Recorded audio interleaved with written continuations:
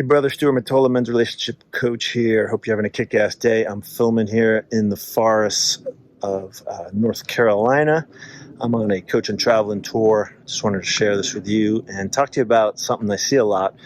It's a space where I see a spectrum of an inner voice within a man, and maybe you're on the spectrum.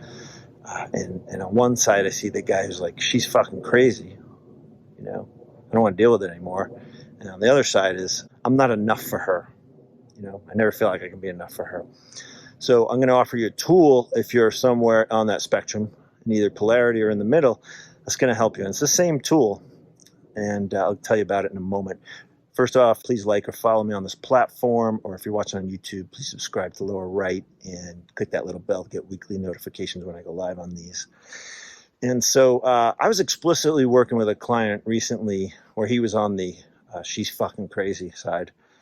And the guy who's on that side, he often feels like, I don't want to deal with this shit. He's deflecting a lot. He's putting it all on her. He's like, she's the fucking problem. If she'd only calm down and not be so nuts, shit would be okay. I just want things to be just chill, fluid. And I had a client recently, and for confidentiality reasons, I'm going to call him Richard.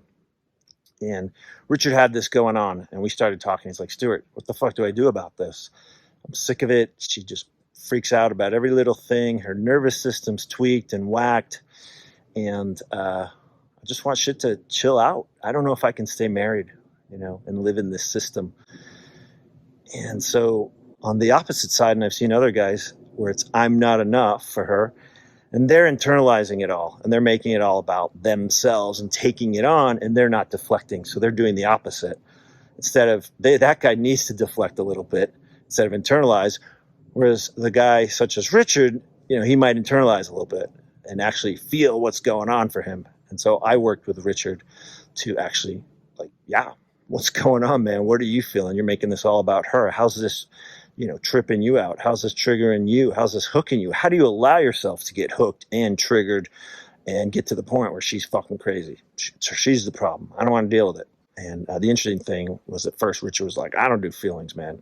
I fucking don't do feelings. Well, within no time he was doing feelings, and he was tapping into a deep sadness and actually tapping into some tears that gave him a sense of, holy fuck, I'm just shutting her ass down when I need to be actually standing strong and staying open to her. Now, on both sides, in the case of Richard, where he was deflecting, and the case of the guy who's saying, I'm not enough for her, each guy is pivoting off of her. I created another video a while ago where I gave the metaphor of basketball, like of pivoting on her, where, all her energy, you're taking it on, and you're not contained within yourself. You're not owning your own experience. And in Richard's case, it was, put it back on her, like I said. And in the other case, and I'll just call that guy B, Guy B, he doesn't have a good boundary, so he's just taking it all in. Whereas Richard needed a boundary to not put it all out.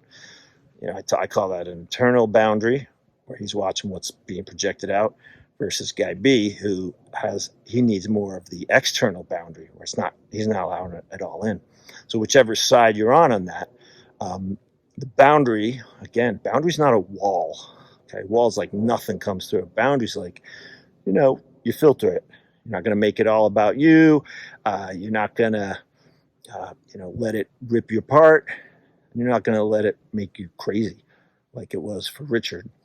And so once he learned to contain his feelings, have his feelings, and notice that shit's making me mad, it's making me angry. The big thing I coach on is underneath anger is usually sadness.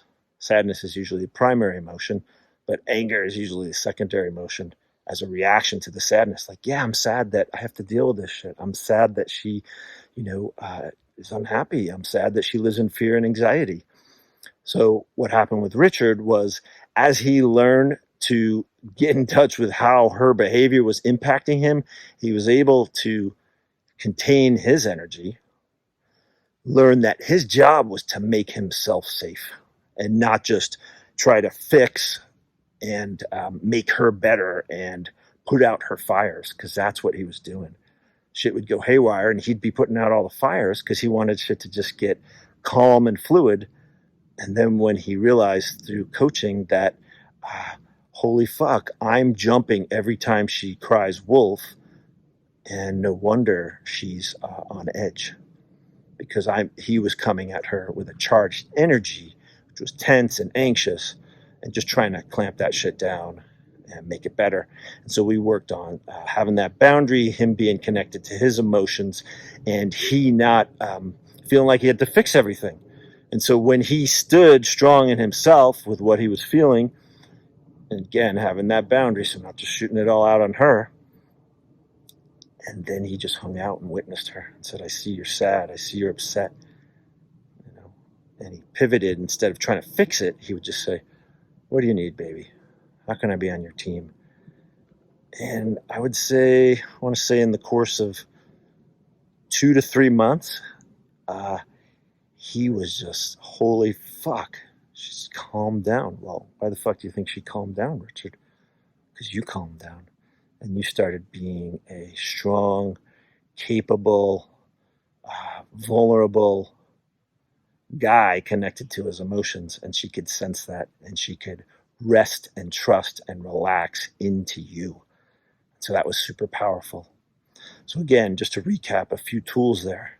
His boundary, his knowing what was going on inside of him, and his not fixing, and just standing side by side with her. Because when he put himself in that fixing mode, he put himself in a one-up position, like she was a broken, screwed up organism that he had to fix. And she knew that internally. She couldn't articulate it to him, but she knew that. On the flip side, if you're guy B who never feels like he's enough, then you have the opportunity, again, to experience your feelings. But in your case, chances are you're over processing your feelings. You're going into that kind of pity party. I've seen that, and I've been there myself. And so how do you have a boundary, with those emotions, and say, okay, what's the action? What do I need to step into so that I'm not making this all about me? So anyway, if you're guy B, I want to encourage you to watch the video I made about pivoting on the other. And I'm going to leave a link to that below. If you're digging this, come join me on Tuesdays for my men's relationship tools called Powerful Bunch of Guys showing up, learning these tools, going after this stuff, and transforming how they show up in relationship. And if you're not a group guy, send me an email. I'll leave a link to that below, as well as the group link. And if you dug this, please like or follow me on this platform. If you're watching on YouTube, please subscribe to the lower right and click that little bell, get weekly notifications when I go live on these videos. Thanks so much for watching, and have a kick-ass day. Bye.